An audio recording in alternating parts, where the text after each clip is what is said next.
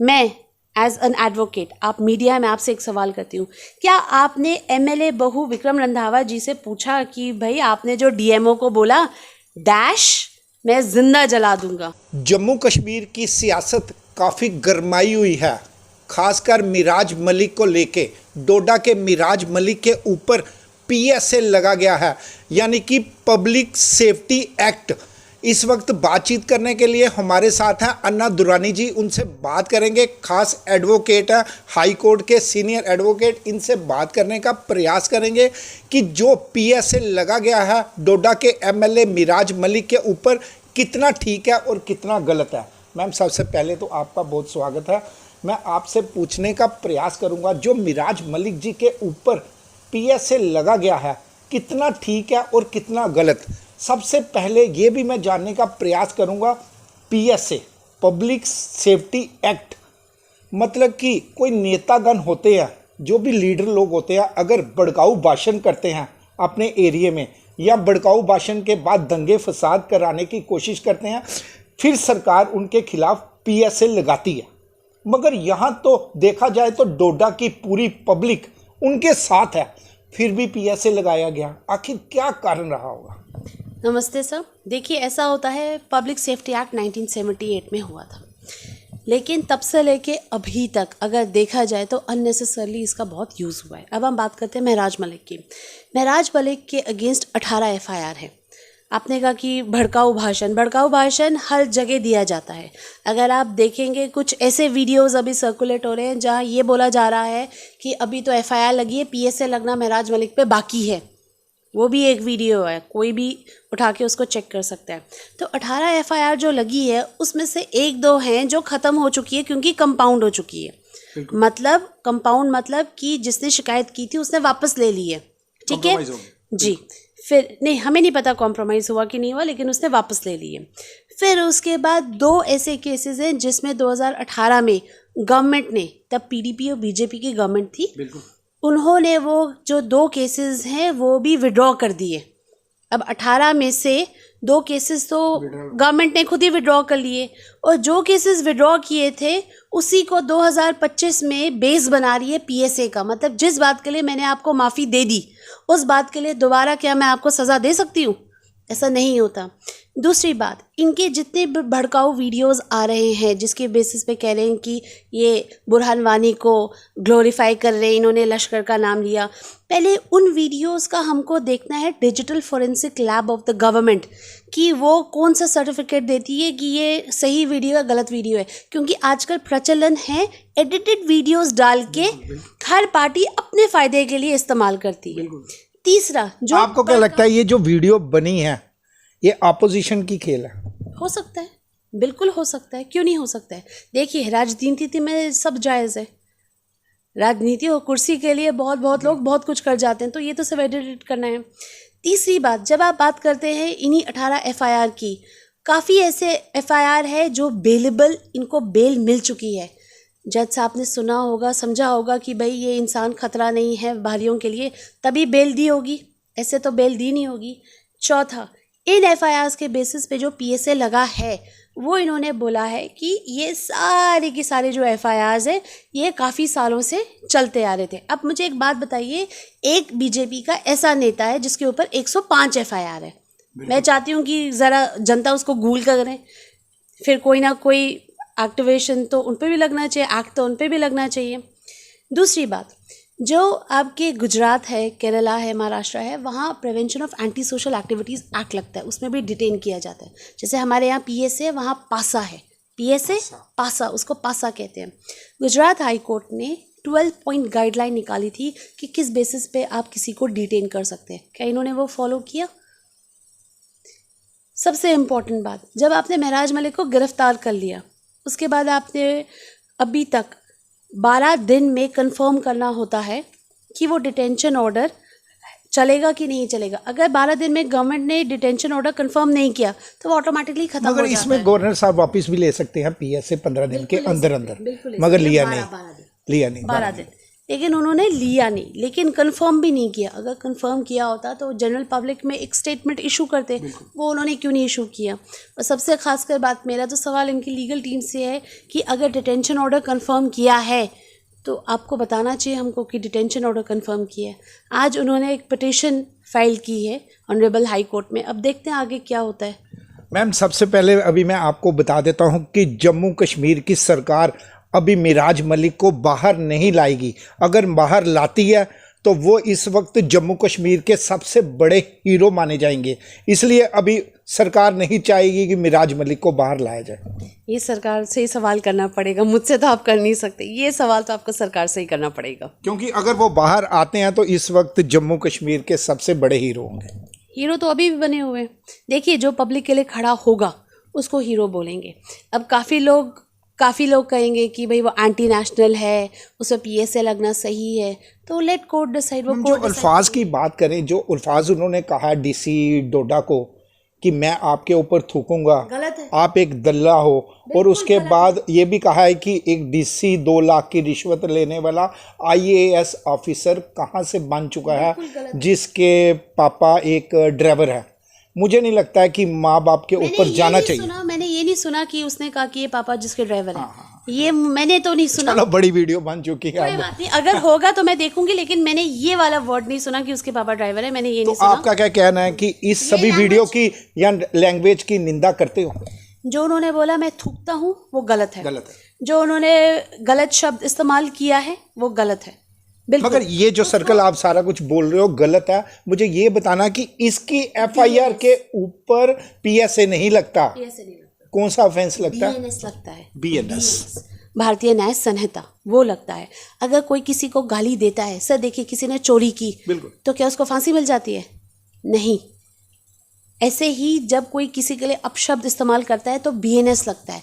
PSA तब लगता है जब कोई खतरा हो, पब्लिक को खतरा हो या सिक्योरिटी की बात हो। उसने तो ऐसा कुछ बोला ही नहीं। अच्छा, अब मेरा आपसे एक सवाल है, मैं एज एन एडवोकेट, आप मीडिया में, आपसे एक सवाल करती हूँ। क्या आपने एमएलए बहू विक्रम रंधावा जी से पूछा कि भाई आपने जो डीएमओ को बोला डैश मैं जिंदा जला दूंगा? नहीं, ये बात आपने कहा ये बात आपने कहा डीएमओ को। मैंने असेंबली में भी बहू को भी देखा, असेंबली में बहू सर को भी देखा। हाँ, दी है उन्होंने, माँ बहन की गालियां दी है। मेरा मीडिया से ये सवाल है, मैंने उनसे पूछा, मेरा मीडिया से ये सवाल है कि आपने महराज मलिक के फादर साहब को, आपने महराज मलिक को बहुत पूछा, आपने एमएलए बहू को पूछा उन्होंने गालियां क्यों दी? अच्छा, दूसरा सवाल, महराज मलिक ने नाम लिया बुरहान वानी का, जो बीजेपी के स्पोक्स पर्सन है अभिजीत जसरोटिया जी। उन्होंने बोला अफजल गुरु का कत्ल हुआ है क्योंकि 15 नंबर की फांसी पहले नंबर पे फांसी दे दी, वो कत्ल है। अगर कत्ल है तो मीडिया ने क्यों नहीं पूछा उनसे? सिर्फ रश्मि मैम ने पूछा। दूसरी बात, अगर 15 नंबर की फांसी पहले नंबर पे दे देते हैं और आप कहते हैं कि ये कत्ल है, तो कत्ल पे मुकदमा चलता है, और क्या आप अपनी सरकार को क्या बोल रहे हैं कि वो कत्ल है? नहीं, ये विक्रम रंधावा जी बाहर आए असेंबली के, मैंने उनसे पूछा आखिर क्या हुआ आपका मिराज मलिक के साथ। उन्होंने मुझे कहा कि ये आप ही बता दो, ये आप बताइए मुझे। उन्होंने मुझे कहा कि ये कौन सा इंसान असेंबली के अंदर आ चुका है, आगे उसने गाली पेश की। कौन सा इंसान ये आ चुका है असेंबली में? मगर देखा जाए तो मिराज मलिक ने अंदर जो क्वेश्चन किया था असेंबली में स्पीकर के सामने, बिल्कुल ठीक क्वेश्चन किया था कि जो हमारे जम्मू कश्मीर की बात करें तो जम्मू में पहले 50 दुकानें होती थी, भाजपा की सरकार आने के बाद अब 200 दुकानें हैं। तो ये कह रहे हैं कि नशा मैं करता हूं। भाजपा का कहना है कि नशा मिराज मलिक करता है, मगर मिराज मलिक का कहना है कि नशा मैं थोड़ी करता हूं, नशा तो भाजपा वाले करते हैं जिन्होंने पूरी शराब की दुकानें जम्मू कश्मीर में खोल दी हैं। बिल्कुल, यही मैं कह रही हूँ ना, मीडिया वाले बाकी लोगों से क्यों नहीं सवाल करते? मीडिया वाले बीजेपी से क्यों नहीं सवाल करते? जब आप, मैं एमएलए बहू की मैं बात करती हूँ, उन्होंने क्या बोला था कि सोनिया गांधी तो अब लायक रही भी नहीं सिंदूर लगाने के। क्या आपने निर्मला सीतारमण जी को देखा कभी सिंदूर लगाते हुए? ये ऐसी जो बयानबाजी है ना, ये नहीं करनी चाहिए, ये गलत है। और जो बयानबाजी करता है सब पे फिर पीएसए लगना चाहिए। अब कांग्रेस ने बीजेपी पे तब क्यों नहीं लगाई कंप्लेंट, क्यों नहीं लगाई और एफआईआर क्यों नहीं लॉन्च की? मेरा तो सवाल ये कांग्रेस से भी बनता है, इनको भी नहीं छोड़ना है मैंने। देखो उसके बाद आम आदमी पार्टी को भी नहीं छोड़ना है, गलती इनकी भी है। जब महराज मलिक को माँ की गाली दी एमएलए बहू ने, तब इन्होंने क्यों नहीं कंप्लेंट लॉन्च की? हाँ बिल्कुल, तब इनको करनी चाहिए थी, तब ये कहाँ थे? सवाल मेरा हर एक पार्टी मगर से सवाल है मैम, 29 एमएलए और 1 एमएलए, काफी फर्क है। तो हर कोई अपने दम पे नहीं आया, लोगों के दम पे आया है। मैं नहीं मानती इस चीज़ को। हमारे यहाँ के जो एमएलए साहब है श्यामलाल शर्मा जी, मैंने उनको 1000 बार टैग किया होगा कि आप सड़कें ठीक कीजिए। अगली बार अगर कभी आएंगे वोट मांगने के लिए, सवाल तो मैं पूछूंगी। चाहे 29 एमएलए हो या टोटल 90 एमएलए आपके खिलाफ हो, आपका वोट करने का जो हक है कॉन्स्टिट्यूशन आपको देता है, ये आपकी पावर है। जो जनता, देखिए सर, आजकल प्रॉब्लम पता है क्या है? प्रॉब्लम ये है, हर किसी को किसी नेता के साथ फोटो खिंचवानी है, उसके बाद लोगों को दिखाता है देखो मैं जानता हूं इनको। बिल्कुल, ये आप मानते हैं बात? बिल्कुल सही बात। 5 साल वोटर जो है वो ये फोटो दिखाता है कि मैं नेता को जानता हूं, और नेता सिर्फ 1 दिन कैंपेन का फोटो दिखाता है, देखो लोग मुझको जानते हैं। आप फर्क देख रहे हैं? फायदा किसको हो रहा है? एमएलए को। फायदा किसको हो रहा है? नेताजी को। पेस कौन रहा है? इन गंदी रोडों पे कौन जा रहा है? हम। गाड़ी किसकी टूट रही है? हमारी। पैसा किसका खर्च हो रहा है? हमारे। हमारे बच्चों का आगे मुस्तकबिल क्या होगा उसका टेंशन किसे है? हमें। इनको नहीं है। मगर मिराज मलिक की बात करें तो अपने लिए नहीं लड़ते थे वो। असेंबली में भी उन्होंने शराब के लिए लड़ा, लोगों के लिए, कि लोग नशा मुक्त हो जाएं, नशे में नहीं आए। एक और बात उठाई उन्होंने, कहा हमारे जो जम्मू के वीसी है वो सारे बाहर के, कश्मीर में ऐसा नहीं है। किस बीजेपी लीडर ने ये बोला? इसका मतलब हमारे जम्मू के किसी वीसी में काबिलियत नहीं है यहाँ पर यूनिवर्सिटी किसी में आने के लिए। और मेरा ये आपका जवाब है, लेकिन मेरा ये सवाल है जम्मू की जनता से, आप आगे 5 साल अपने आप को कहाँ देखते हैं? पॉलिटिक्स में उलझे हुए या अपने बच्चों की जिंदगी संवारते हुए? बिल्कुल। बस अगर आप पॉलिटिक्स में सिर्फ एक ही पार्टी को करेंगे ना, आप हालात देख रहे हैं मैम, हालात चेंज हो रहे हैं। आज आपने ले की हालत देखी है, जिस तरह से भाजपा का पूरा ऑफिस ही उड़ा दिया गया है। हालात खराब हो रहे हैं। आप मुझे बताइए, JKSSB का जो स्कैम हुआ उसका क्या हुआ? कितने बच्चे सड़क पे लाठी खा रहे थे? सर, मैं शायद काफ़ी लोगों को बुरा लगेगा, लेकिन मुझे ये सही नहीं लगता कि 10वीं पास पार्लियामेंट जाते हो और हमारे इतने काबिल बच्चे लाठी खा रहे। मैम, डेली वेजेस ही देख लो ना, डेली वेजेस ही देख लो। जो अपने 20 साल में डेली वेजेस की नौकरी कर रहे थे, आज वो 60 साल के एक्सपायरी भी हो चुके हैं। आप देखिए कितने लोग हैं, कितने डेली वेजेस हैं जो सुसाइड कर लेते हैं। बिल्कुल। उनकी फैमिली का क्या?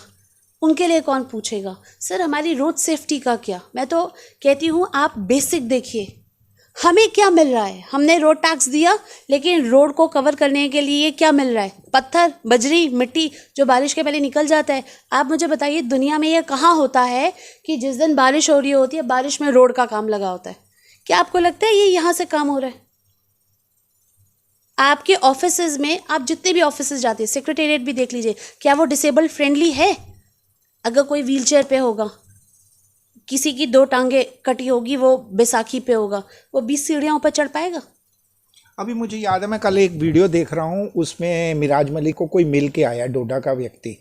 उसने साफ कहा कि मिराज मलिक ने मेरे से कुछ ज़्यादा बात नहीं कही, सिर्फ इतना ही कहा कि मेरी कॉन्स्टिट्यूंसी का क्या हाल है, मेरे गरीब लोगों का, डोडा के गरीब लोगों का क्या हाल है। जनता को बोलना कि मैं जल्द दोबारा से लौट के आऊँगा वापस। सर, जहाँ तक मुझे पता है, उनके आई थिंक फैमिली मिली थी उनसे, लेकिन उसके अलावा अगर कोई मिला है तो मुझे नहीं पता उस बात का, क्योंकि PSA जो ये पब्लिक सेफ्टी एक्ट है, इसके तहत किसी भी वकील को या किसी को भी नहीं मिलने दिया जाता।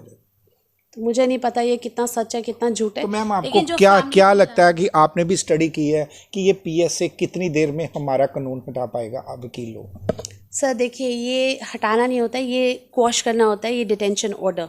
तो अगर डिटेंशन ऑर्डर क्वॉश कर भी दिया, फॉर एग्जांपल मैं माता रानी से प्रे करूँगी कि भाई डिटेंशन ऑर्डर क्वॉश हो जाए। अगर क्वॉश हो भी जाता है 14 अक्टूबर को या अगले महीने क्वॉश हो जाता है। फर्स्ट हियरिंग कब है?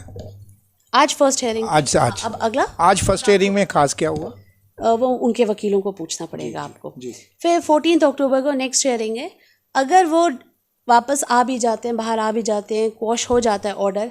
मुझे ये डर है कि एजेंसीज उनको दरवाजे से उठा के दोबारा ना रख दें क्योंकि पीएसए में ऐसा होता है, काफ़ी बार ऐसा होता है जो यूएपीए में जिसको डिफ़ॉल्ट बेल मिल जाती है, जैसे ही वो कोर्ट के मेन गेट पर पहुंचते हैं उसको एजेंसीज खड़ी होती है कि अब इसको पीएसए के तहत अंडर डालेंगे। और काफ़ी हमारे लोग हैं जो आगरा जेल में हैं, पुंछ में है, कोट बलवाल में है, एक से उठा के दूसरे में डाल देते हैं। और पीएसए में ऐसा कुछ नहीं है कि एक वॉश हो गया। सोचा था अब एमपी के इलेक्शन में मिराज मलिक भी कुछ साथ देंगे। अच्छा, वो ये सवाल तो आपको उनसे पूछना चाहिए, ये सवाल आपको उनसे पूछना पड़ेगा। मगर जेल के अंदर से भी इलेक्शन वो लड़ सकते हैं। आपको जेल के अंदर से तो काफ़ी लोग इलेक्शन लड़ते हैं और काफ़ी लोग जीतते हैं। ये तो this has been the history of JNK। क्योंकि इस टाइम वो हीरो हैं, इस टाइम इलेक्शन लड़ सकते हैं। हीरो मैं नहीं कहूँगी, मैं कहूँगी उन्होंने लोगों के लिए काम किया है और वो सामने दिख रहा है।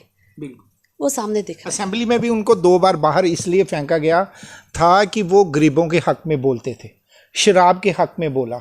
क्यों भाजपा की सरकार के टाइम इतनी शराब की दुकानें खुल गई हैं? आखिर शराब की दुकानें नहीं होनी चाहिए थी। श्रीनगर की बात करें तो जहां 2-3 दुकानें होती थी शराब की, आज मुझे लगता है 10 से 12 दुकानें शराब की वहां भी है। इससे बिल्कुल गलत है। मैं तो कहती हूँ आप यहाँ लाइब्रेरी, आप मुझे बताइए, एक बुक स्टोर है क्रॉसवर्ड और एक बुक स्टोर है जिसका नाम है लैंडमार्क, क्या वो जम्मू में है? नहीं। श्रीनगर में एक बुक स्टोर है गुलशन करके, आई थिंक गुलशन है, यहाँ है नहीं। रीडिंग रूम लाइब्रेरी नहीं होता, रीडिंग रूम अलग होता है। एक कमरा होता है जहाँ आप अपनी किताबें लाते हैं, पढ़ते हैं, क्योंकि घर पे आपको डिस्ट्रैक्शन होती है, उसके बाद आप चले जाते हैं। यहाँ तो है ही नहीं। यहाँ क्यों नहीं लाइब्रेरी है? यहाँ क्यों नहीं बुक स्टोर्स है? सर छोटी छोटी किताबें कितने, अच्छा आप मुझे बताइए यहाँ कितने नेशनल न्यूज़पेपर्स का सर्कुलेशन होता है? एक अखबार है द हिंदू, वो एक दिन लेट आता है जम्मू में, बहुत कम लोग पढ़ते हैं लेकिन एक दिन वो लेट आता है। क्या अखबारों का सर्कुलेशन है यहाँ? कितने घरों में अखबार जाता है? यहाँ चेन्नई में पेन शो होता है, कलम का शो होता है, छोटे छोटे पेन से लेके बड़े बड़े पेन, कैलीग्राफी कैसे टाइप की निब्स होती हैं, वो बच्चों को दिखाते हैं। आज मैंने आपका एक वीडियो भी देखी है, आपने द हट डाला हुआ है। हाँ, जम्मू हाट का मैंने डाला हुआ है। आप बताइए, जम्मू हाट बिल्डिंग इन्होंने बना दी, कितने करोड़ की बनाई, उसका क्या इस्तेमाल है? 5-6 उसका क्या इस्तेमाल हो रहा है? उसकी 5 बिल्डिंग्स है, 5 मंजिल बिल्डिंग है, मगर कोई भी इस्तेमाल नहीं है। कोई एग्जीबिशन लगती है कोई साल में एक बार, वहाँ कोई देखने ही नहीं जाता। मैं ये कह रहा हूँ कि अगर इतनी इतनी बड़ी बिल्डिंग्स आप बनाते हो, इस बिल्डिंग्स में गरीब का कुछ सोचना चाहिए, जहाँ पर 24 आवर्स लंगर भी चलता रहे, रहने के लिए भी सराह हो। इस चीज़ की करना चाहिए जो लोगों को बेनिफिट हो, गरीब लोगों को बेनिफिट हो। आप एक बिल्डिंग बना के रख देते हो, चाहे वो हॉस्पिटल की बिल्डिंग हो। अब मैं देख रहा था कि बिल्डिंग वहाँ भी बनी हुई है, गांधीनगर हॉस्पिटल में इतनी बड़ी बच्चों के हॉस्पिटल में बिल्डिंग बनी है, बच्चों का बच्चों का डॉक्टर ही नहीं है वहाँ पर। अब बच्चों का डॉक्टर ही नहीं है, 6 मंजिल बिल्डिंग है, तो वो क्या करेंगे? मैं ये कह रहा हूँ, अगर आप इतनी बड़ी हट जैसे बिल्डिंग बनाते हो तो उस बिल्डिंग के अंदर सराह रखिए, नॉमिनल रेट रखिए, कोई 100, 200, 300 नॉमिनल रेट रखिए। वहाँ 24 आवर लंगर चलाइए, ताकि लंगर चलाने से ये होगा गरीब लोग भूखा नहीं मरेगा, भीख नहीं मांगेगा। बिल्कुल सर, यही प्रॉब्लम है ना यहाँ गवर्नमेंट। अब लोग कहेंगे, कुछ कहेंगे CM, कुछ कहेंगे LG। मैं कहती हूँ LG और CM को बैठ के एक बार पैदल उनको थोड़ा सा सोचना चाहिए कौन कौन सा एरिया कवर करना है। और मुझे लगता है अगर 3 महीने में वो पैदल चलेंगे ना, थोड़ा सा सिक्योरिटी तो होती है, पैदल थोड़ा सा चलेंगे, हर एक एरिया का थोड़ा सा देख लेंगे, रेकी कर लेंगे, और हो सकता है उनको पता चल जाए कहाँ क्या प्रॉब्लम है। सर AC में बैठ के नहीं होता काम। आप देखिए, कला केंद्र पहले प्लानिटेरियम बनने वाला था, कला केंद्र नहीं बना। हो गया, क्या हमारे यहाँ आपको नहीं लगता एक प्लानिटेरियम होना चाहिए ताकि बच्चे जाके देख सके? बिल्कुल। आपको नहीं लगता यहाँ म्यूजियम होना चाहिए जहाँ फ्रीडम फाइटर्स का, जहाँ बच्चे जाके सीख सके? एक साइंस क्लब होना चाहिए। क्यों नहीं है? इसलिए नहीं है क्योंकि ये चाहते हैं कि हमारे बच्चे पढ़ाई से कोसों दूर रहे, क्योंकि जो शिक्षा का दूध पिएगा वो गुर्राएगा। देखो, इनके पास नौकरियां नहीं है, इसलिए सरकार चाहती है कि हमारे जम्मू कश्मीर के बच्चे नहीं पढ़े। क्योंकि पहले आपने सुना था CUET क्या होता है। बिल्कुल। अब आपको 12वीं से 13वीं क्लास में एडमिशन लेनी है, पहले आपको एंट्रेंस पास करना है, फिर आपको कॉलेज में एडमिशन लेनी है। अगर आपको कॉलेज में एडमिशन लेनी है, आप 5 कॉलेज और खोल दो, बिल्कुल, हर एक बंदे को कॉलेज में एडमिशन मिल जाएगी। बिल्कुल बिल्कुल। ठीक है ना, हर एक बंदे को कॉलेज में एडमिशन मिल जाएगी। आपने CUET लगा, CUET जो क्लियर करेगा तो वो आगे 13वीं में जाएगा, एडमिशन लेगा, नहीं तो बाहर कर देंगे, प्राइवेट पढ़ लो। आप देखिए हमारे यहाँ कितनी यूनिवर्सिटीज़ है, बच्चे जाते हैं, लेकिन आप ऐसे भी बच्चे हैं जो बाहर जाते हैं क्योंकि उनको यहाँ इतना नहीं सही लगता कि शायद यहाँ की पढ़ाई इतनी अच्छी नहीं है, इसलिए वो बाहर जाते हैं। क्यों बाहर जाते हैं? आप अपने ही यूनिवर्सिटी का लेवल इतना क्यों नहीं बढ़ाते कि बच्चों को बाहर जाना ही ना पड़े? सर चीज़ें ठीक करने वाली बहुत है, लेकिन मंशा क्या है गवर्नमेंट की? That government means LG and CM together. और हमारे जो रिप्रेजेंटेटिव्स हैं वो हमारी बात कैसे रखते हैं? किताबों से तो इनका कोई ताल्लुक नहीं है, ये तो मैं आपको लिख के दे सकती हूँ। मगर मैंने देखा आप फेसबुक में सिस्टम को चलाते रहते हैं। सर देखिए बोलना पड़ता है, बोलना पड़ता है, बिल्कुल। ये मैंने लॉ किया है, ये मेरी रिस्पॉन्सिबिलिटी है। उसके बाद मैंने जर्नलिज्म भी किया है, ये मेरी रिस्पॉन्सिबिलिटी है। आपने जर्नलिज्म किया है, आपकी तो बहुत बड़ी रिस्पॉन्सिबिलिटी है। आप समझते हैं? आगे हमारे बच्चे हैं, उनकी भी रिस्पॉन्सिबिलिटी है। हर एक वोटर, हर एक सिटीज़न जो कंट्री में है, देश की रिस्पॉन्सिबिलिटी उस पर है कलेक्टिवली। मैं कहूँगी नहीं जी बाकी बोलेंगे, मुझे क्या लेना देना है, नहीं। I am also a part of the system, मुझे भी बोलना है, हर किसी को बोलना है। बहुत बहुत शुक्रिया।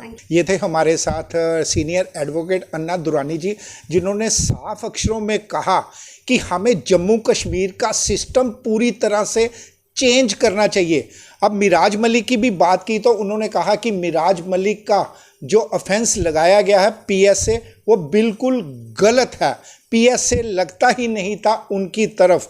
मगर असेंबली की भी बात करें तो असेंबली में भी उन्होंने लड़ाई लड़ी, अपने लिए नहीं, पब्लिक के लिए लड़ाई लगी। पब्लिक का कहा कि जो भी पब्लिक है वो अब नशे की तरफ जा रही है। जिस तरह से भाजपा सरकार ने शराब की दुकानें जम्मू कश्मीर में इतनी खोल दी हैं कि लोग नशे की लत लग चुकी है, मगर ये लत किस तरह से दूर होगी आम पब्लिक ये बताएगी हमें भी इस वीडियो में देखकर, और कमेंट बॉक्स में भी देखे कि अभी हमारे साथ अन्ना दुरानी जी भी थे। इन्होंने साफ अक्षरों में कहा हम उम्मीद करते हैं कि मिराज मलिक की ज़मानत जल्द से जल्द होगी। दीजिए इजाज़त मुझे और मेरी सभी टीम को। देखते रहिए वीडियो जर्नलिस्ट निखिल बख्शी के साथ। मैं विकास गुप्ता, जम्मू से।